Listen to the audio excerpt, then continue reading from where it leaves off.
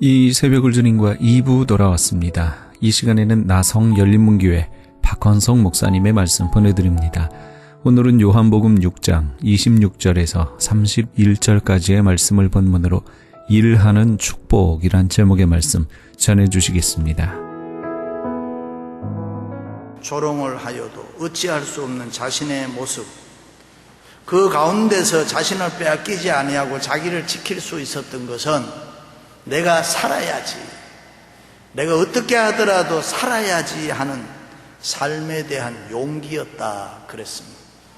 그래서 그는 끔찍한 수용소에서 유리 조각을 주워다가 자기 수염을 매일 깎고 힘 있는 사람처럼 보여서 나치들이 아직은 살려둘 필요가 있다, 그렇게 해서 자기의 생명을 연장해 나갑니다. 곰팡이 핀 빵을 먹으면서도 자기 모든 가족과 함께 만찬을 먹는다라고 생각하면서 빵을 먹었다. 희망을 버리지 않고 용기를 가지고 매사에 살았다. 만약에 그가 팔자타령이나 하고 운명론자로 살았다면 그는 수용소에서 벌써 죽었다. 그렇습니다. 사람들은 객관적으로 똑같은 사실을 보고 들으면서도 자기 자신의 생각으로 재해석하고 받아들일 수 있는 능력을 하나님이 우리에게 주셨습니다. 그러므로 우리의 삶은 순간순간 내가 어떻게 생각하며 살아가느냐, 내가 어떤 태도로 살아가느냐, 거기에 따라서 하늘과 땅만큼이나 엄청난 큰 차이가 있습니다. 그렇습니다. 같은 감옥에 있으면서도 어떤 사람은 푸른 하늘 쳐다보고 빛나는 별빛 바라보는 사람이 있나 하면 어떤 사람은 차디찬 감옥 땅바닥만 바라보고 사는 사람이 있습니다. 그런데 그들의 삶의 모습이 어떻게 같을 수 있느냐? 기쁨과 감사와 행복이 얼마나 다른 것이냐? 자기가 생각하고 자기가 마음먹고 살아가는 데에 따라서 얼마나 많은 변화가 있느냐? 때로는 믿음을 가지고, 때로는 사랑으로, 때로는 소망을 가지고 언제나 기쁨과 감사가 넘치는 삶을 살아가시기를 주님의 이름으로 축원합니다. 일찍이 하나님께서 천지 만물 창조하시고 에덴 동산을 만들어서 우리에게 주셨습니다. 그리고 인간을 향해서 만물을 다스리고 정복하고 주관하라 그랬습니다. 그러면서 하나님과 우리와의 사이에서 분명한 선을 하나 그었습니다. 그것이 뭐냐 하면 너는 일해라, 일하고 살아라. 놀지 말고 일하면서 살아라. 행복을 주셨지만 안위를 주신 것은 아니고 자유를 주셨지만은 방종을 주신 것은 아니다. 너가 해야 될 일이 있고 내가 해야 될 일이 있고 하나님과 우리 사이에는 분명한 선이 그어져 있습니다. 사람이 어떻게 살아야 되느냐, 어떻게 사는 것이 잘 사는 것인가 분명하게 보여주었습니다. 보통 사람들은 좋은 옷 입고 좋은 집에 살고 좋은 것 먹으면 돈이 있으면 행복하다, 복 있는 사람이다 라고 생각을 합니다. 그런데 성경을 자세히 보면 하나님은 그런 데 관심이 별로 없습니다. 하나님의 관심은 그런 환경과 여건에 있는 것이 아니라 누가 어떤 여건에 있더라도 그 환경을 초월해서 복 있는 사람으로 살아가느냐, 그 사람에 대한 관심이 많습니다. 하나님께서 주시는 복을 소유할 뿐만 아니라 기쁨을 누리고 즐거움을 누리고 사는 사람을 많이 얘기합니다. 모든 축복은 인간이 하나님이 주신 것으로 알아서 소유하고 즐기는데, 기쁨을 누리는데 그 가치와 의미가 있습니다. 아무리 많이 가지고 있으면 뭐합니까? 그게 어디서부터 누구로부터 주어진 것을 모른다면, 아무리 좋은 것을 가지고 있으면 뭐합니까? 하나님께 감사하고 누리며 즐길 줄 모르면 그것은 축복이 아닙니다. 그렇습니다. 복 있는 사람은 그 어떤 환경과 여건 가운데 있어도 복 있게 삽니다. 꼭 환경이 다 좋아야 행복하게 사는 거 아니고 힘들고 어려워도 행복하게 살 수가 있습니다. 그 어떤 곳에서도 행복할 수 있습니다. 하나님과 함께 살고 언제나 감사하며 찬양하고 그 영광의 주님을 따라가는 사람, 환경을 초월해서 행복한 사람인 줄로 믿습니다. 예수님께서 40일 동안 금식기도 끝냈을 때 사단이 와서 시험을 했어요. 그것이 뭐냐면 돌로 떡을 만들어 먹으라, 성전 꼭대기에서 뛰어내려라, 천하만국을 내게 주리니, 천하만국의 영광을 내게 주리니 내게 절하라. 이 시험에서 사단이 얘기하는 게 뭡니까? 쉽게 얻으라는 거고, 공짜로 얻으라는 거고, 편하게 살라는 거고, 힘쓰지 말라는 거예요. 우리가 이 세상을 살아가면서도 받는 시험들이 대개 이런 겁니다. 왜 너 그렇게 힘들게 일하냐? 왜 그렇게 힘쓰며 사냐? 될 수만 있으면 편하게 살아라. 그런데 여러분, 우리가 분명히 기억해야 될 거 있어요. 성공은 지름길이 없습니다. 쉽게 얻어지지 않습니다. 진정한 행복을 얻기 위해서는 어려운 과정을 많이 지나야 됩니다. 우리가 예수 잘 믿는 거, 경건한 삶을 사는 거 하루아침에 이루어집니까? 수많은 눈물을 흘리고 아픔을 겪고 말씀에 살기 위해서, 말씀대로 살기 위해서 몸부림을 치는 시간을 많이 훈련하고 보내야 예수 잘 믿게 된단 말이죠. 그렇습니다. 누구나 이 땅에 사는 모든 사람들이 다 수고하고 노력하고 애써야 되는 거예요.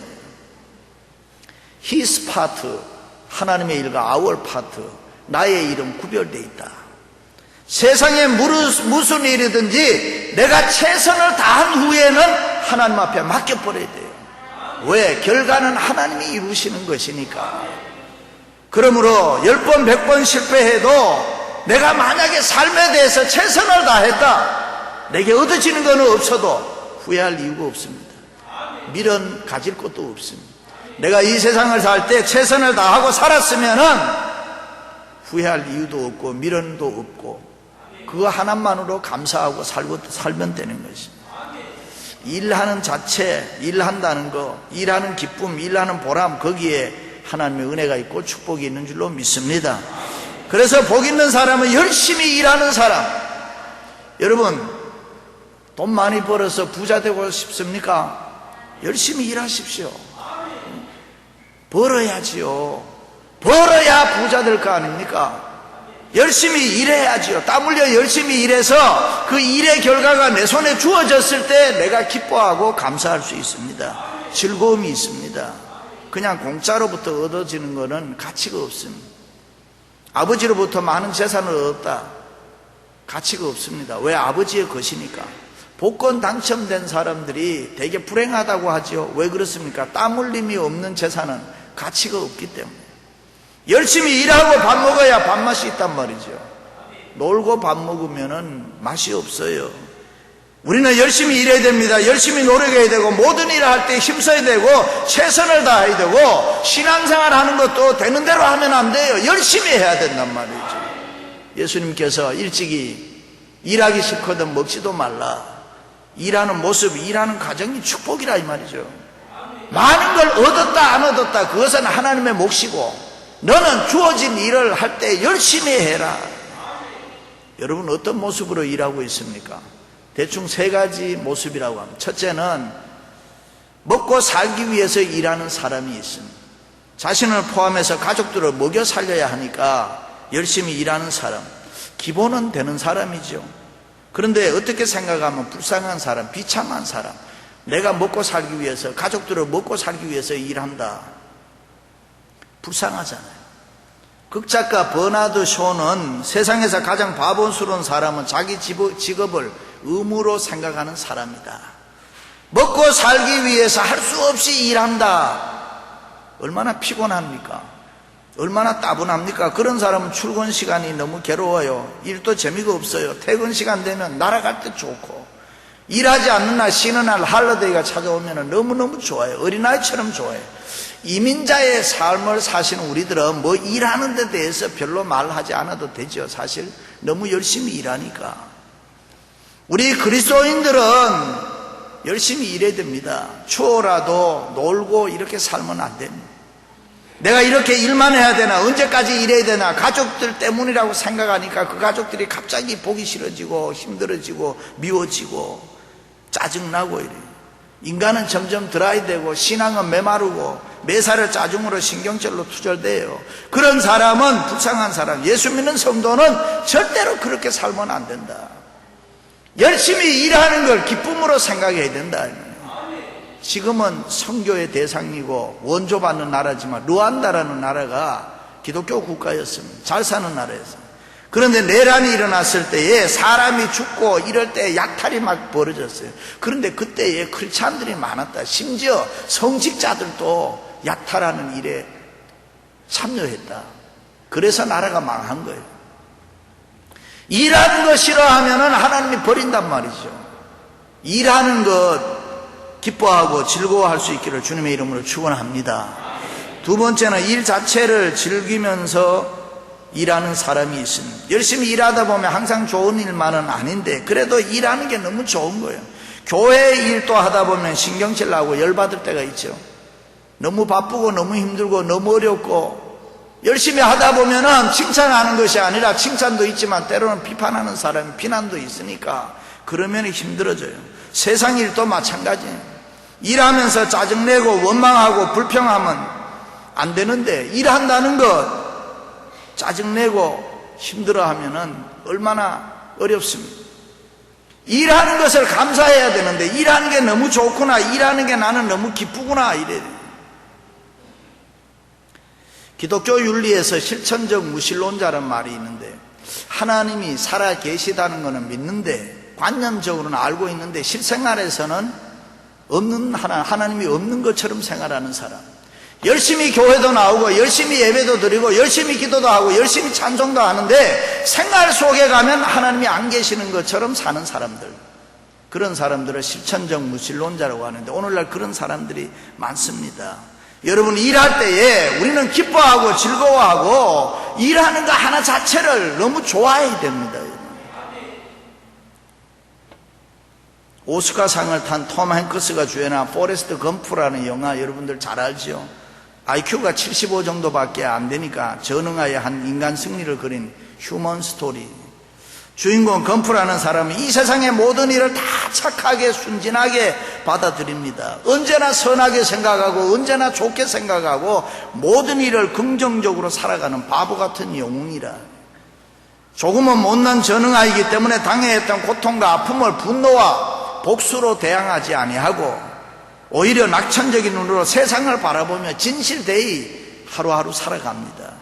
어머니가 가르쳐 주신 말씀을 한평생 그대로 믿고 순종하며 살아가는 사람, 홀어머니에 대한 효성, 한 여인에 대한 변함없는 사랑, 열심히 전쟁에 참여해서 전쟁터에서 이루어진 뜨거운 전후에 백만장자 부자가 되고 난 뒤에도 모교 학교에서 잔디를 깎는 일을 즐거워하는 사람, 죽음을 슬퍼하지만은 두려워하지는 않는 사람.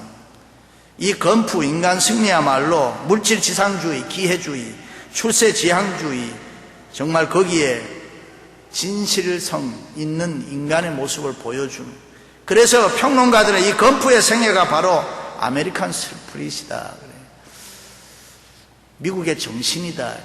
모든 인간의 휴먼 스피릿이 된다. 여러분, 일하는 거 좋아하시기 바랍니다. 일 자체를 귀하게 여기시기를 바랍니다. 일할 때 행복하잖아요. 일할 때 기쁘잖아요. 일할 때 좋아하잖아요. 좋은 게 있잖아요. 얼마나 일하면 좋습니까? 유명한 정치가 윈스턴 처칠이 90이 넘도록 살았는데 평생 동안 휴가 한 번 가본 적이 없다. 왜 그러냐 물었더니만 일 자체가 자기는 휴식이라. 일이 너무 좋으니까. 이쯤 돼야 직업을 똑바로 가진 사람이다. 처칠의 생활이 편했던 것만 아니죠. 2차 대전 후에 영국이 어려울 때 수상직에 올라서 나라를 이끌어 갔으니까 얼마나 힘들어요. 수상에서 물러났을 때에 돈이 없어서 사글세방을 이리저리 찾아 헤맸다. 그렇게 합니다. 오직 정치에만 몸 바쳐서 일생 동안 살았다. 팔순고령에도 국회에서 정치와 씨름을 했습니다. 한 번도 돈에 대해서 마음을 써본 적이 없다. 한눈 팔지 않고 정치만 했다. 정치가가 돈에 관심을 가지면 나라가 부패하고 타락하죠. 적어도 정치를 위해서 일생 산 사람이라면 처칠같이 돈에 대해서는 관심이 없어야 됩니다. 당연하다. 왜? 정치가 좋아서 한 거니까. 에디슨은 하루에 18시간씩 일했다. 그러면서 그는 나는 하루도 일하지 않는 적이 없다. 그리고 모든 일을 재미로 했을 뿐이다. 일 자체를 즐겼다. 그런 말. 선생님으로 학교에서 학생을 가르친다면 가르치는 즐거움이 있어야 되죠. 그 다음에 뭐 돈을 많이 벌고 적게 벌고는 생각할 필요가 없죠. 공무원은 나라를 위해서 봉사한다 그러면 내가 최선을 다해서 봉사하면 그만이다. 의사라고 하면 환자의 병을 고치고 그 환자가 건강하게 돼서 일어나서 행복하게 사는 거 보고 즐거워하면 되죠. 그 뒤에 돈에 관심을 가지고 부자가 돼야 되겠다. 그것은 정말 잘못된 것이라. 그렇습니다. 누구든지 이 세상에서 그 어떤 직업을 가지면 그 하는 일을 위해서 살고 그 일을 즐기고 그 일을 위해서 목숨 바칠 수 있어야 된다. 그 일하는 것이 휴식이고 그 일하는 것이 전부고 그 일하는 것이 은혜고 축복이기 때문에. 왜 그렇습니까? 어느 날 예수님께서 제 많은 사마리아 여인을 중생시켜서 해계시키고 하나님의 자녀를 만들었습니다. 식사 때가 된지라 제자들이 음식을 준비해 가지고 와서 선생님 잡수셔야지요. 그때 예수님께서 내게는 너희가 알지 못하는 먹을 양식이 있느니라. 무슨 말씀입니까? 한 사람에게 전도해서 그를 구원 얻게 하고 나니 그 기쁨이 너무 커서 나는 밥을 안 먹어도 배가 부르다 그 말이에요. 그게 휴식입니다. 일하는 기쁨이 있으면 거기에 만족과 평안이 있다. 일 자체를 즐기시는 여러분들이 되시기를 주님의 이름으로 축원합니다. 마지막으로는 내가 하는 일이 하나님의 축복이라고 생각해야 됩니다. 내가 하는 이 일이 하나님의 축복이고 이 일을 통해서 하나님의 역사를 이룬다는 이 사명감 가지고 살아야 된다. 다시 말해서 내가 하는 일이 하나님이 나에게 맡겨주신 천직이라 그래 생각을 해야 됩니다. 얼마나 멋있는 사람입니까? 뭐가 부럽겠습니까? 내가 하는 일을 하나님이 나에게 맡겨준 일이기 때문에 나는 오늘 또 충성스럽게 감당한다. 행복한 사람 아닙니까? 정치하는 사람 정치하면 그만이고 장사하는 사람 장사 열심히 하면 그만이고 가르치는 사람 잘 가르치면 그만이고 빵 굽는 사람 빵 잘 구우면 되는 거고 요리하는 사람은 요리 잘하면 되는 거고 의사는 사람 고치면 되는 거고 사업하는 사람은 사업 잘하면 되는 것이고 목사는 목회 잘하면 되는 것이고 그 다음에 돈을 많이 번다 적게 번다는 관심 받기라. 성공해야 된다 실패해야 된다 그것도 하나님의 몫이라는. 다른 것은 기대하지 않는다. 내가 하는 그 일에 행복이 있고 그 일이 축복이라고 믿고 살아가기 때문에 내가 지금 하는 이 일이 하나님이 나에게 맡기신 일이기에 이 일을 위해서 하나님이 나를 지으시고 부르시고 보내셨기 때문에 나는 그저 이 일에 고용됐다는 사명의식 가지고 살아가는 사람. 특별히 나 같은 죄인을 구속해서 하나님의 자녀 만드시고 일하게 써주시니 하나님의 사랑 하나님이 너무 감사합니다. 하나님 나 같은 죄인을 하나님이 부르셔서 이 귀한 일을 맡기시니 너무 감사합니다. 그 일이 무엇이든지 간에 그렇게 생각하는 사람 되시기를 바랍니다. 알렉산더 대왕이 어느 날 노예선을 방문했습니다. 많은 죄수들이 끌려와서 쇠사슬에 묶여서 바다에서 노를 젓고 있는데 거기에 왕이 나타난다고 하니까 절호의 찬스 아닙니까? 정말 내가 한번 말할 수 있는 기회 아닙니까? 그러니까 이 알렉산더 대왕이 오니까 너나 할 것 없이 다 나는 억울하게 잡혀왔습니다. 나는 어쩌다 옆에 있다 붙잡혀 왔습니다. 나는 잘못한 게 없습니다. 재수 없어 잡혀왔습니다. 모두가 다 한마디씩 하는 거예요. 그런데 그런 중에도 한 사람은 아무 말하지 아니하고 열심히 노를 젓는 거예요. 그것을 보고 대왕이 자네는 왜 아무 말이 없는가?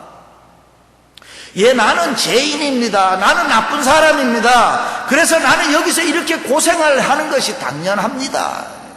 그때에 그 소리를 듣고 알렉산더 대왕이 여기는 다 의인이 와요 모여 사는데 당신같이 죄인이 여기 있으면 되나? 집으로 돌아가라. 현대인은 스스로 속고 살 때가 많이 있죠. 착각하고 언제나 자기는 옳다 그러고 자기의 변명이나 자기의 보호에 대해서는 너무 익숙해져 있어요. 왜 그래요? 자아 상실했기 때문에. 그래서 현대를 가리켜서 정체의 위기라 그래요. 아이덴티티 크라이시스라고. 위기의 시대라. 자아를 잃어버리고 인간이 점점 비인간화되어 간다는 거예요. 인간의 정서적인 질서가 다 파괴되고 기계적으로 살아가는 상식이 통하지 않은 인간의 존엄성, 품성, 인간의 권위가 다 떨어지고 이방인처럼 살아간다. 그리스도인답게 살아야 되는데 우리는 예수 그리스도께서 피 흘려 구속하여 하나님의 자녀 됐는데 하나님의 자녀답게 살아야 되는데 할렐루야. 사도 바울이 그렇게 살았습니다. 자기는 죄인이었는데 자기를 충성되이 여기셔서 하나님이 귀한 직분 맡겨주셨다. 그것이 너무 감사하고 감격했습니다. 예수님 핍박하던 사람이 예수님을 전할 수 있다니까 그게 얼마나 대단합니까? 그 이상 바랄 것이 없다. 그래서 그는 감옥에 들어가서도 찬송했다. 오늘 주님이 이런 말씀이에요. 썩을 양식을 위하여 일하지 말라. 썩지 아니할 영원한 양식을 위해서 일해라. 사랑하는 성도 여러분, 왜 피곤합니까? 왜 우리가 답답합니까? 왜 이렇게 따분하고 왜 낙심될 때가 있습니까? 내가 하는 일에 대한 가치를 모르니까, 내가 하는 일에 대한 뜻을 모르기 때문에, 미래에 대한 약속을 보지 못했기 때문에, 돈을 못 벌어서 피곤한 게 아닙니다. 성공을 못해서 피곤한 게 아닙니다. 뭐가 잘 안 돼서 신경질 나는 게 아닙니다. 출세를 못해서 낙심되는 거 아닙니다. 그럼 왜 그러냐? 하나님 앞에 당당하지 못하기 때문에. 내가 하는 일에 대해서 하나님 앞에 당당해야 되는데 그렇지를 못해서 내가 무엇을 하는지 모르기 때문에. 그래서 여러분, 절대로 여러분이 하는 일을 놓치지 마시기를 바랍니다. 그 하는 일을 통해서 하나님 오늘 또 우리에게 복을 주시는 줄로 믿습니다. 그 하는 일 때문에 행복하게 하고, 그 하는 일 때문에 기쁨을 주고, 그 하는 일 때문에 능력을 주시고, 그 하는 일 때문에 하나님의 거룩한 역사에 동참하게 하시고, 그 하는 일을 통해서 하나님을 더 잘 믿게 만들기 때문에. 그렇습니다. 사람은 누구나 그리스도인이라면은 사는 이유가 분명해야 됩니다. 오늘 내가 왜 교회에 나와야 되느냐? 내가 오늘 왜 하나님 앞에 예배를 드려야 되느냐? 내가 왜 교회라는 이 공동체에 들어와서 참여해서 봉사하고 헌신해야 되는가? 그 이유가 분명해야 됩니다. 봉사는 억지로 하는 거 아닙니다. 기쁨과 즐거움으로 해야 됩니다. 교회에서 일하면 칭찬도 있지만 비판도 있잖아요. 교회에서 일하다 그리스도 때문에 욕을 먹어도 수치가 아닙니다. 그리스도 때문에, 교회 때문에 받는 핍박은 부끄러운 것이 결코 아닙니다. 거기에 행복이 있기 때문에. 어떻게 하여야 하나님의 일을 하오리까? 제자들이 물을 때 예수님께서 하나님의 보내신 자를 믿는 것이 하나님의 일이니라. 무슨 말씀입니까? 예수 그리스도를, 하나님을 잘 믿는 것, 그것이 목적이다. 우리가 이 세상에서 무슨 일을 하더라도 그 하는 일을 통해서 하나님 앞에 영광을 돌리고, 그 하는 일을 통해서 하나님을 잘 믿는 것, 그것이 우리가 해야 될 일이다. 예수 그리스도를 믿는 확실한 믿음 가운데서 행하는 일이라면 무슨 일이라도 거룩한 일이 된다. 직업이 무엇이더라도 그것은 하나님 앞에 거룩한 것이다. 그러므로 일 자체를 복되게 여기시기를 바랍니다. 사랑하는 성도 여러분, 믿음으로 열심히 일하는 축복이 여러분에게 있으시기를 주님의 이름으로 축원합니다.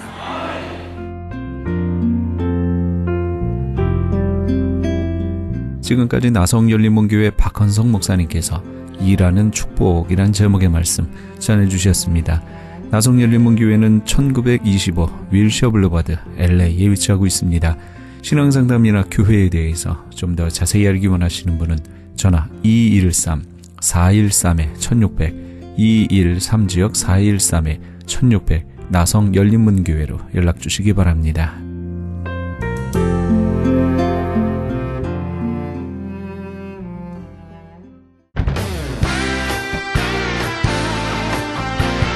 크리스천 헤럴드 전속 선교 합창단 창단. 본사 크리스천 헤럴드 전속 선교 합창단 창단에 앞서 단원을 모집합니다. 하나님 나라의 확장을 위해 이 시대가 요구하는 문화사역단으로서 지역사회의 찬양을 통한 전도, 선교에 힘쓰며 크리스천 헤럴드의 홍보대사로 활동하게 됩니다. 활동 내역은 연중 1, 2회 정기 연주회, 정기적인 섬김과 나눔의 연주활동, 선교지 방문 찬양 사역, 전문성과 영성 개발을 위한 주기적 교육 및 세미나 개최 등을 할 예정입니다. 가입 자격은 현재 성가대 또는 합창단원이거나 성악 전공자를 포함한 평신도 또는 목회자로 예수 그리스도를 영접한 자여야 합니다.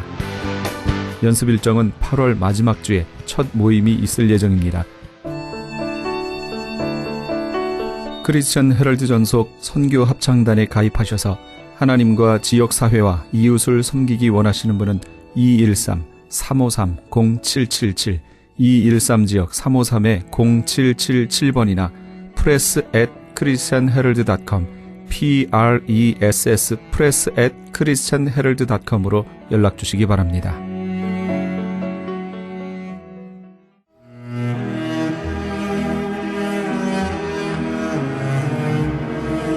크리스천 헤럴드는 신문과 라디오는 물론 TV, 인터넷을 통해 예수님의 복음을 가장 멀리, 가장 많이 전하는 종합 미디어입니다.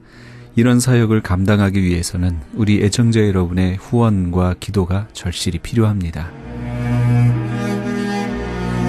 예수님이 우리에게 맡겨주신 이 지상 사역에 함께 동참하시지 않으시겠습니까?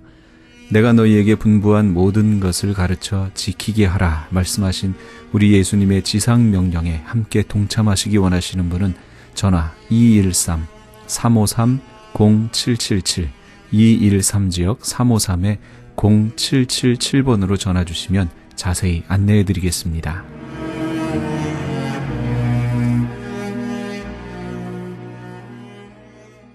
지금 여러분께서는 AM 1650과 인터넷을 통해 미 전역과 전 세계에서, 하와이에서는 AM 1540으로 방송되는 크리스천 헤럴드의 이 새벽을 주님과 2부 함께하고 계십니다. 방송 시간과 설교 편성표는 크리스천 헤럴드 신문 주간 편성표와 홈페이지 cheraldus.com에서 확인하실 수 있습니다.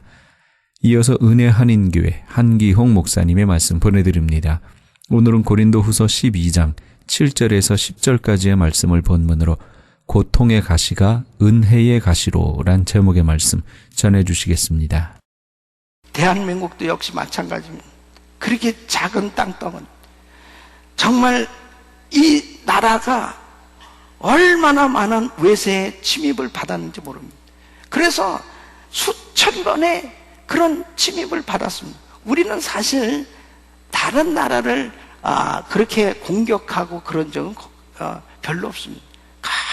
가히 침입을 당하고, 그리고 빼앗기고, 그리고 눌리고, 그러한 치욕스러운, 또 일본의 36년 압제를 당하는 그런 고통을 받았어요.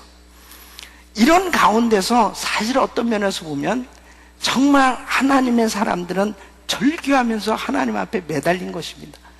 그래서 전 세계에서 정말 기도원이 가장 많은 나라는 한국이에요. 예. 땅굴이 많은 곳이 한국인데, 북한은 남한을 공격하려고 군사용으로 땅굴을 팠는데, 남한은 기도하기 위해서 기도굴을 그렇게 많이 팠어요. 그래서 굴 파는 데는 선수예요. 예. 예. 그런데 어쨌든지 간에 하나님 앞에 그렇게 기도하고 매달리고 간구했을 때 하나님께서 정말 6.25 전쟁 이후에는 완전히 남북한이 폐허가 됐습니다. 에티오피아 다음으로 못 사는 나라가 바로 한국이었습니다. 정말 거지들이 너무나 많이 있었던, 고아들이 그렇게 많았던 곳이 한국입니다. 그랬던 나라가 지금은 전 세계 선교를 미국 다음으로 가장 많이 선교사를 파송하는 나라로 하나님이 축복해 준 줄로 믿습니다. 그리고 정말 잘 사는 나라가 됐어요. 그리고 제가 이번에도 말레이시아에 갔는데요, 그 시골 구석에도 저를 보고 한국 사람이냐고 그러더니 강남 스타일 그러고 있더라고요. 이거 모르는 사람이 없는 거예요. 그러니까 한국 사람에 대해서. 그러니까 한국 사람을 그렇게 과거에는 뭐 한국 사람이 뭐 누군지 알았습니다. 그리고 한국 사람을 좋아하는 거예요. 우리 2세들도 한국에 간다 그러면 지금들은 다 좋아합니다. 예. 그러니까 그만큼 하나님께서 정말 우리 민족을 축복하시기 시작했는데, 지금 대한민국은 전 세계에서 가장 큰 교회가 서울에 있죠. 교단별로 큰 교회들이 다 한국에 있습니다. 그렇게 작은 나라가 정말 큰 부흥을 이루었고, 그 다음에 세계에 영향력을 미치는 나라가 된 줄로 믿습니다. 하나님의 권능은 가장 힘들고 어려울 때 정말 하나님 앞에 부르짖고 하나님을 의지할 때 바로 하나님께서 역사하시는 줄로 믿습니다. 사도 바울은 하나님을 의지하지 않고는 살 수가 없는 거예요. 하나님을 정말 붙들고 그분을 의지하지 않고는 살 수가 없는 거예요. 여러분 생각해 보십시오. 사도 바울이 만일 이 육체의 가시가 없었으면 그는 너무 많이 배운 사람이에요. 너무 많은 능력을 받은 사람이에요. 어떤 면에서 보면은 주님을 별로 의지하지 않아도 얼마든지 살 수 있다고 생각할 수 있어요. 그러면서 사역할 수도 있어요. 그것이 축복인 줄 압니까, 여러분? 여러분, 왜 사람들이 예수 안 믿는지 압니까? 예수 믿을 필요가 없는 거야. 예수님 없어도 내가 이렇게 잘 사는데, 예수님 없어도 내가 이렇게 멋지게 사는데 예수가 왜 필요하냐 이거야. 어? 여러분, 그것이 축복이냐고. 정말 하나님의 도우심이 없으면 내가 살 수 없다라고 생각하는 그런 상황 가운데서 그 하나님의 은혜를 받은 사람이 축복인 줄 믿으시기 바랍니다. 그렇다면 내가 지금 하나님을 의지하고 살고 있느냐? 하나님을 의지하는 것이 복이에요. 그러니까 내가 모든 것이 잘 되는 상황 속에서도 하나님을 의지하고 산다. 그 사람은 정말 복받은 사람. 그러니까 하나님이 어느 때 하나님의 권능을 나타내 주시냐? 그분을 철저히 의지할 때. 그래서 이 사도 바울에게 하나님은 육체의 가시를 허락하셔서 하나님을 날마다 의지하고 살 수 있도록 그렇게 은혜를 베풀어 주신 것입니다. 자, 그렇다면 이 가시를 어떻게 해결할 수 있느냐 하는 것이죠. 여러분은 어떤 가시가 있습니까? 어떤 가시가 있어요? 여러분을 진짜 찌르는 그런 가시가 어떤 가시가 있습니까? 그 가시 중에는 사람 가시도 있어요. 에? 사람이 그렇게 나를 찌르는 거예요. 그 자기를 찌르는 가시가 부인일 수도 있어. 에? 또 남편일 수도 있어요. 또 자기 자식일 수도 있어요. 자식이 그렇게 속을 썩이는 거예요. 그 자식 때문에 모든 환경이 다 좋은데 그 자식이 그렇게 근심덩어리, 자식이 계속 가시 노릇을 하는 거예요. 사람들 앞에 얼굴을 들지 못하는 거예요.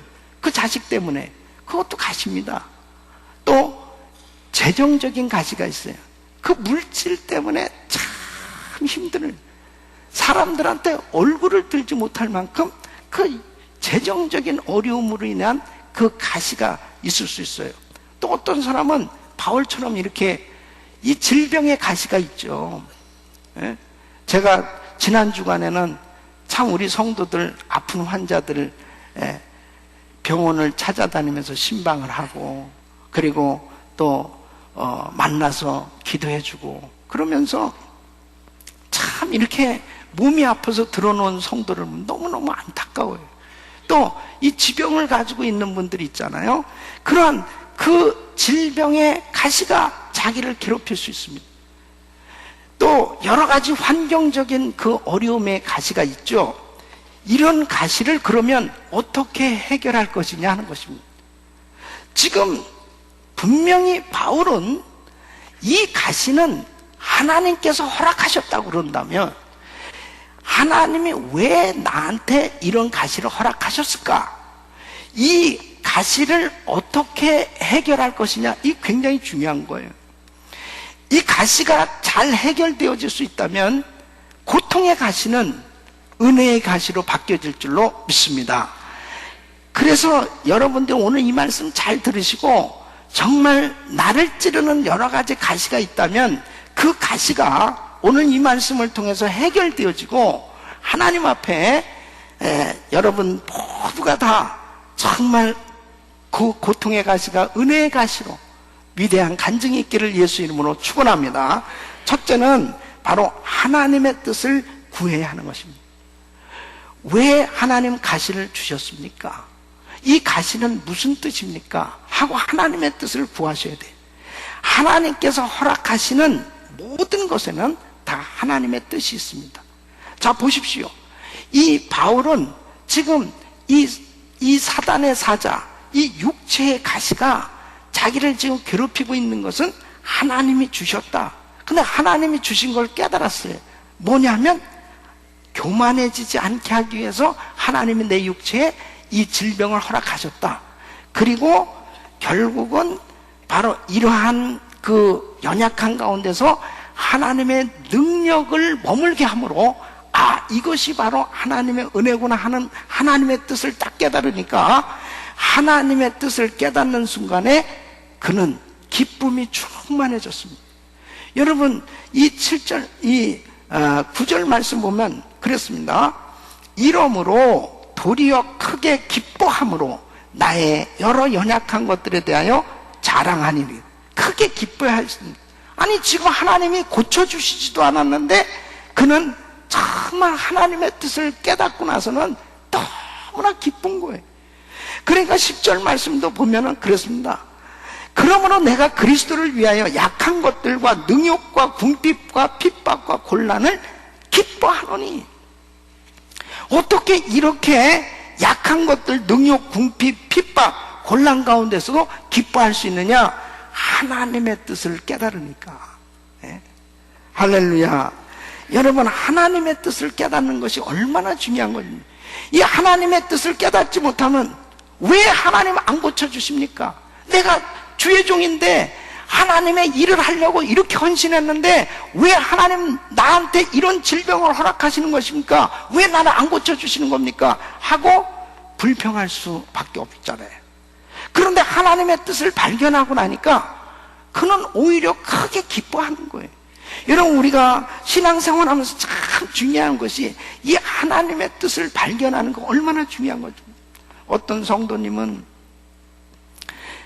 정말 오랫동안 기도하고 기도해서 자식이 없었어요. 그냥 기도하고 그러면서 하나님이 아이를 주셨어요. 근데 이 아이가 태어났는데 장애인이야. 너무너무 실망하는, 하나님 건강한 아이를 주셔야지. 이렇게 응답으로 주셨는데 어떻게 이렇게 장애인 아이를 주셨습니까? 하나님이 그 기도 가운데 너무나 울면서 하나님 앞에 기도하니까 이 아이를 세상에 보내야 되는데 이 아이를 누구도 길러줄 사람이 없다, 맡아줄 사람이 없다. 바로 너희 가정이 정말 이 아이를 가장 잘 기를 수 있는 적격자다. 그렇게 하나님의 감동을 주시더래요. 예. 그러면서 잘 기르라는 것입니다. 그 아이를 정말 하나님이 주신 선물로 잘 기르면서 그 부부는 장애인 사역에 눈을 뜬 겁니다. 그 전까지는 장애인들을 바라보면서도 전혀 이렇게 감동도 별로 없었어요. 근데 내 자식이, 내가 사랑하는 자식이 장애인이 되니까 정말 전부가 다 장애인 보이는 거예요. 그러면서 그 사역에 헌신해서 많은 장애인들을 정말 섬기고 큰 정말 사역을 이룬 그러한 많은 사역자들이 있습니다. 여러분, 그래요.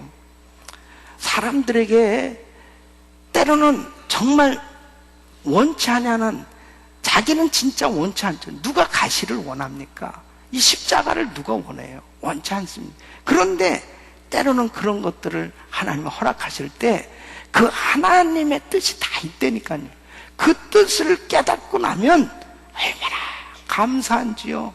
오히려 그 고통의 가시가 이 은혜의 가시가 되어지는 거예요. 예. 여러분, 이 정신과 닥터인 이 에릭 린드맨 박사는 이 고난당한 사람들을 모아서 설문조사를 했습니다. 근데 결론적으로 85%가 자신의 고난이 결국 축복이 되었다라고 그렇게 조사에 응했다는 것이죠. 첫째는 고난 때문에 나쁜 습관이 끊어져 버렸다. 고난 때문에 나쁜 습관이, 어떤 분은요 그렇게 담배를 끊으라고, 이 담배 계속 피면은 폐암 걸린다고 담배를 끊으라고 그래도요 더 즐기는 사람이 있습니다. 근데 진짜 아주 이 폐암에 걸린다든지 그렇게 안 좋은 병에 걸리잖아요. 그런데도 피는 사람은 없어요. 예. 그런 사람은 진짜 이게 아주 독종이나 그럴까. 그래도 다 의사 말 듣습니다. 근데 그렇게 어떤 면에서는 그 고난 때문에 나쁜 습관들 다 끊어버리고 정말 깨끗하게 몸도 건강해지고 정신도 건강해지고 다 큰 은혜를 받는 분들도 보게 돼요. 그러니까 내 힘으로 안 되어졌던 것이 고난 때문에 그게 끊어져 버리는 사람들. 가정도, 신앙도, 사랑도 고난 때문에 회복되어지는 그런 경우도 보게 됩니다. 세 번째는 고난을 극복하기 위해서 노력한 결과 인생이 새로워졌다고 그렇게 답변하고 있습니다. 그래서 불평하고 원망하고 살던 삶이 감사의 삶으로 바뀌어지는 것입니다. 여러분, 하나님께서 때로는 우리에게 이 고난의 가시를 허락하실 때 있습니다.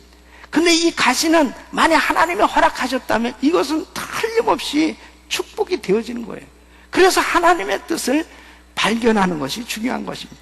시편 119편 67절은 고난당하기 전에는 내가 그릇 행하였더니 이제는 주의 말씀을 지키게 되었다. 시편 119편 71절 고난당한 것이 내게 유익이라 이로 인해서 내가 주의 율례를 배우게 되었나이다. 우리 사랑하는 성도 여러분, 육체의 가시 때문에 하나님 만난 사람들 많습니다. 육체의 가시 때문에 하나님과 더 친밀한 교제를 하게 된 사람들 많이 보게 돼요. 육체의 가시 때문에 어떤 분은 정말 하나님 앞에 헌신하기도 하고, 그리고 오히려 더 건강해지고 더 하나님 앞에 축복된 인생이 되는 것을 보게 됩니다. 여러분, 육체의 가시는 나쁜 게 아니에요. 바로 하나님의 뜻을 발견하면 해결할 수 있는 줄로 믿습니다. 두 번째는 그 고통의 가시를 감당할 수 있게 해달라고 기도하셔야 됩니다. 바울은 8절 말씀, 이것이 내게서 떠나기 위하여 내가 3번 주께 간구하였더니 그랬습니다. 3번만 기도했겠습니까? 정말 하나님 앞에 간절하게 정말 기회가 될 때마다 기도했을 것입니다. 그런데 하나님이 그것을, 이 가시를 없애주신 것이 아니고 감당할 수 있도록 능력을 주셨어요. 그래서 여러분 보세요. 바울이 육체의 가시 때문에 사역을 못하지는 않았습니다.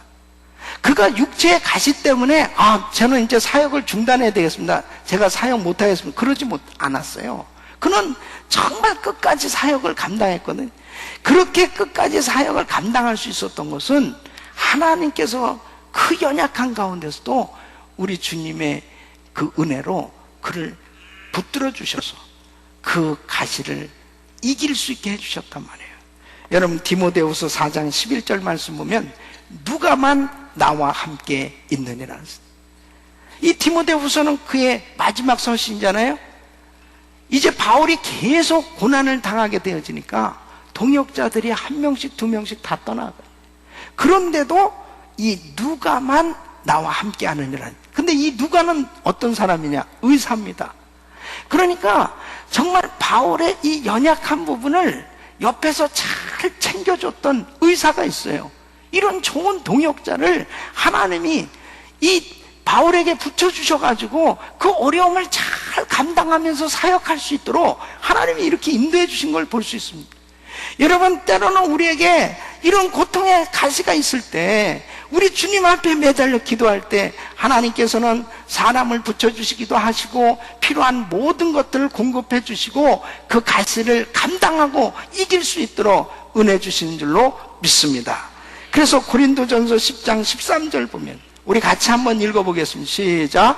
사람이 감당할 시험밖에는 너에게 당한 것이 없나니 오직 하나님은 미쁘사 너희가 감당치 못할 시험당함을 허락치 아니하시고 시험당할 즈음에 또한 피할 길을 내사 너희로 능히 감당하게 하시느니라. 아멘. 이런 가시가 있을 때 어떤 분은 포기하는 사람이 있습니다. 이제 끝장이다. 어떤 사람은 원망하는 사람이 있어요. 당신 탓이야, 누구 탓이야 하면서 원망하는 사람이 있습니다. 어떤 사람은 그 가시를 정말 묵묵히 감당하면서 극복해 나가는 사람이 있습니다. 우리 사랑하는 성도님, 우리 성도님들은 기도해야 이 가시를 이겨낼 수 있습니다. 바로 하나님은 감당치 못할 시험 당하면 절대 허락하시잖아요. 시험 당할 줄 반드시 피할 길을 주시고 이길 수 있도록 역사하신 줄로 믿습니다. 제가 존경하는 목사님이 계신데 이중표 목사님이십니다. 이 목사님은 별세 목회로 아주 유명하신 분인데 지금은 이제 천국에 가셨습니다. 이 목사님이 아주 젊은 시절에 이 시골 교회를 목회하실 때 그분이 체험한 간증이에요. 그렇게 한 성도가 그 목사님을 그렇게 괴롭히더랍니다. 그래서 이제 이 목사님이 주님 앞에 이렇게 기도했답니다. 하나님, 그 가시 교인 때문에 제가 진짜 목회 못하겠습니다. 얼마나 찌르는지, 그냥 사사건건 나를 찌르니 내가 정말 목회를 못하겠습니다. 그 가시 교인 좀 다른 데로 보내주시옵소서. 그렇게 기도했대요. 그랬더니 주님이 뭐라고 하냐면, 종아, 그가 갈 데가 없다. 그 가시를 누가 받아주겠냐? 그냥 거기 있는 것이 좋으니라.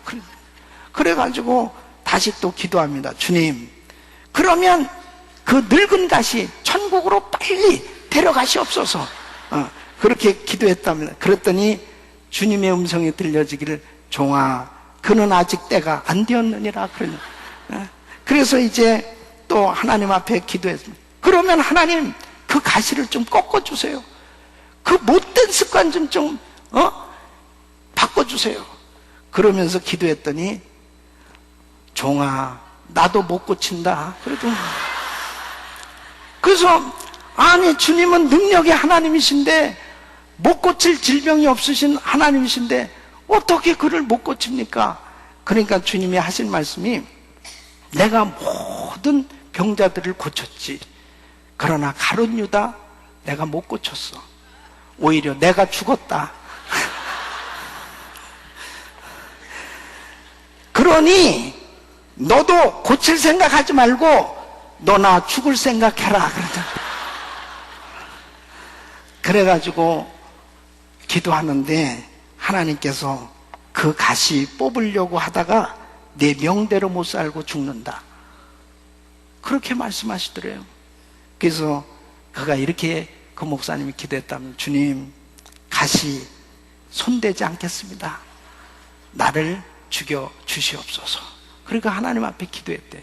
근데 이중표 목사님의 그 젊은 시절의 그 기도는 그를 정말 온전히 바꿔놓은 겁니다. 내 마음에 들지 않는 사람, 나를 괴롭힌다고 하는 사람을 자꾸 우리는 바꿔보려고 그러고 뽑아버리려고 그러고, 뭐 나쁜 기도도 할 수도 있을 수도 있겠어요. 그런데 결국은 내가 변화를 받으면 상대가 바뀌어지는 걸 믿으시기 바랍니다. 하나님께서 이 목사님을 완전히 바꿔놓으신 거예요. 자기가 죽어지니까 그때부터 그렇게 행복한 목회가 되더랍니다. 우리 사랑하는 성도 여러분, 고통의 가시를 뽑아달라고 기도하지 마시고 고통의 가시를 감당할 수 있도록 기도하시기를 바랍니다. 하나님은 우리에게 다 뜻이 있어서 때로는 원치 않냐는 이런 이 육체의 가시를 허락하실 때가 있습니다. 신앙생활 더 잘하면 잘할수록, 더 열심히 하면 할수록, 좀 믿음 생활 잘해보려고 하면 할수록, 하나님 뜻대로 살아보려고 할수록 때로는 이 고통의 가시를 하나님이 우리에게 허락하실 때 있어요. 이상하게 생각하지 마시고 그 가시를 붙들고 하나님의 뜻을 구하고 그리고 감당할 수 있도록 기도하면 그 고통의 가시가 은혜의 가시로 바뀌어지고 위대한 간증이 있을 줄로 믿습니다. 이런 은혜가 우리 모든 성도님들에게 있기를 예수 이름으로 축원합니다.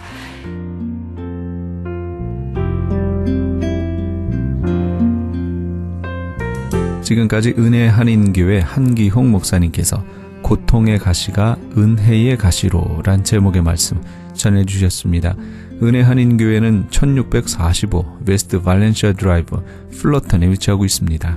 신앙상담이나 교회에 대해서 좀 더 자세히 알기 원하시는 분은 전화 714-446-6200 714지역 446-6200 은혜 한인교회로 연락주시기 바랍니다.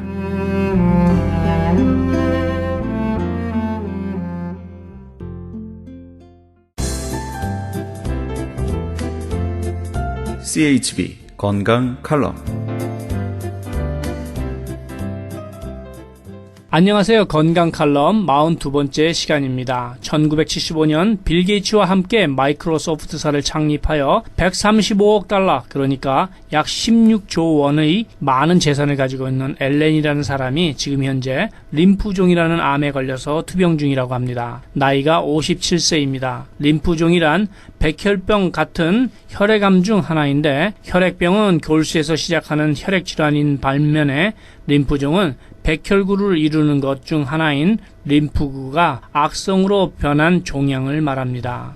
발생 가능 부위를 살펴보면 목, 겨드랑이, 사타구니, 뱃속, 가슴속, 골수, 비장 등 신체 어디에서든지 발생이 가능합니다. 일단 종양이 발생하면 그 치료 방법으로 항암 화학요법을 시행합니다만, 전 미국 대통령 부인 제클린 케네디 오나시스가 화학요법으로 치료를 받다가 며칠 만에 죽은 것을 보아서도 화학요법은 방법이 아닌 것 같습니다. 항암제 치료는 우리 몸을 외부의 세균으로부터 지켜주는 백혈구를 파괴시키기 때문에 약이 되어야 할 치료 방법이 독이 되는 경우가 많습니다.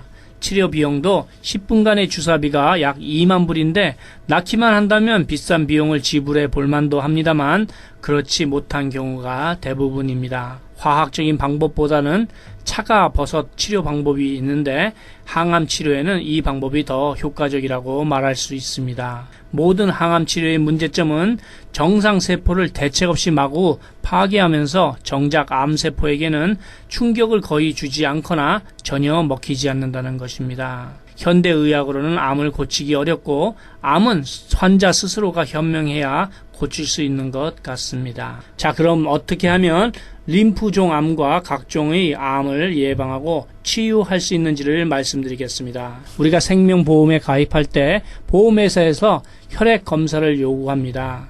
피 검사의 상태를 통하여 질병과 암에 걸렸는지를 알 수 있기 때문입니다.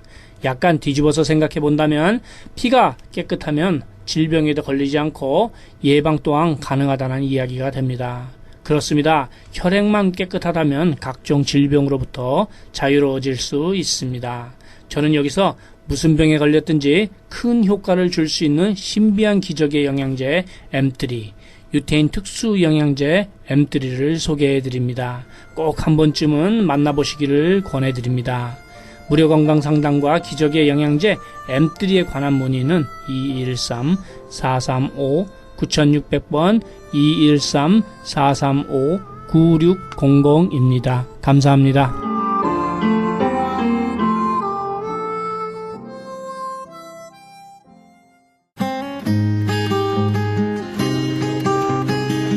교계 게시판.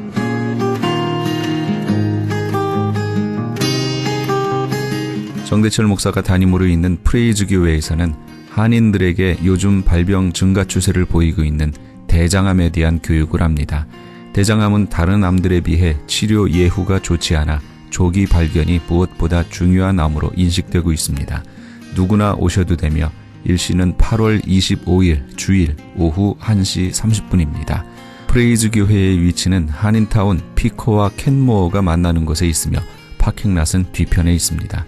좀 더 자세한 사항은 213-700-9833 213-700-9833번으로 하시기 바랍니다. LA 기독교 윤리실천운동본부에서는 김종희 대표 초청 좌담회를 개최합니다. 한국교회의 현실을 진단해보고 그 대안모색을 위한 뜻깊은 자리가 될 것입니다.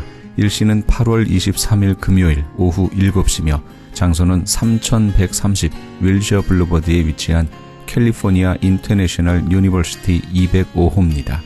자세한 문의는 213-387-1207 213지역 387에 1207번으로 하시기 바랍니다.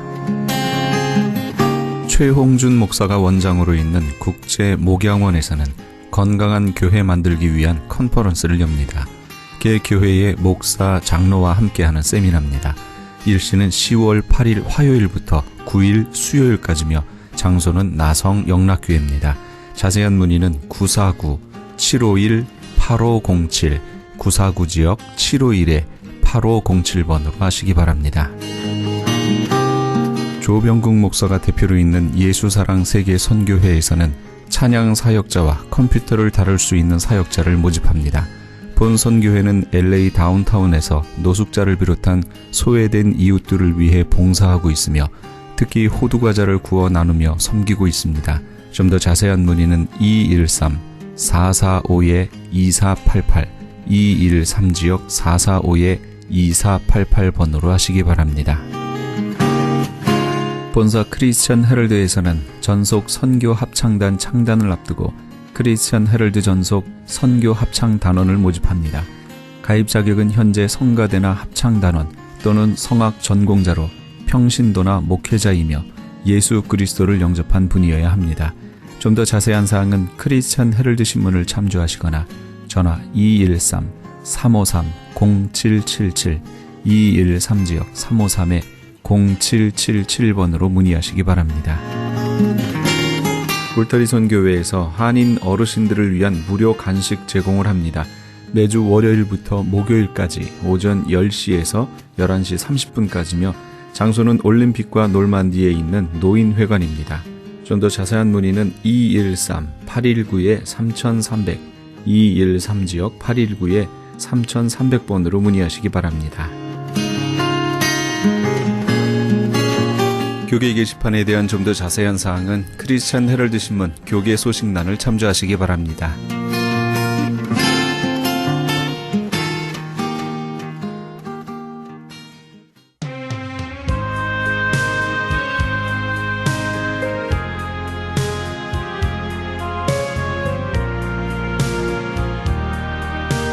중상으로 죽어가는 사병이 군목에게 주일학교 때 자기를 가르쳤던 여 선생님에게 편지 한 통을 대신 써달라고 부탁을 했습니다.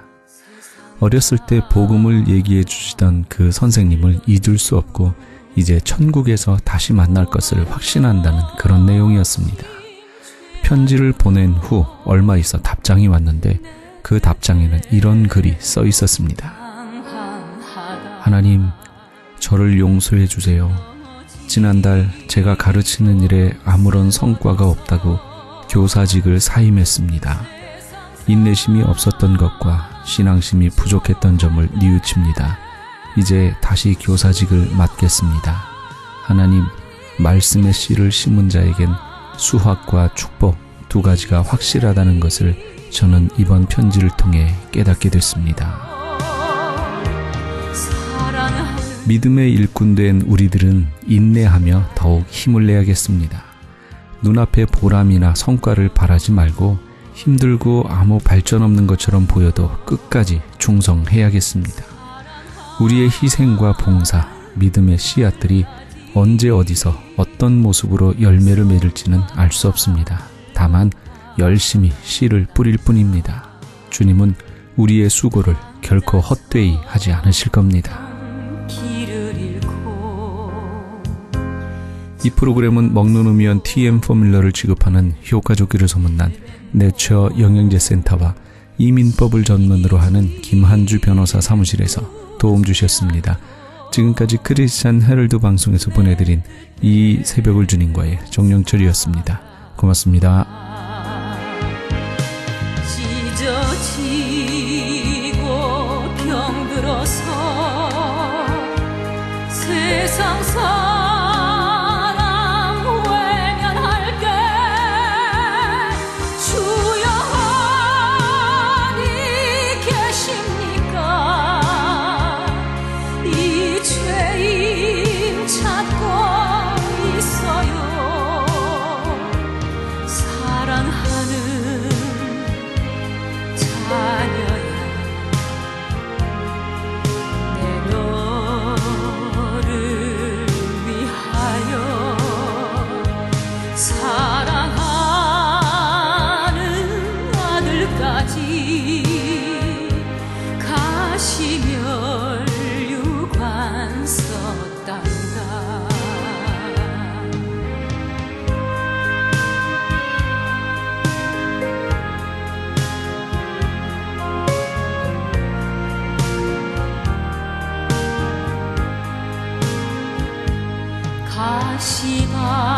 가시밭길 죄앗길에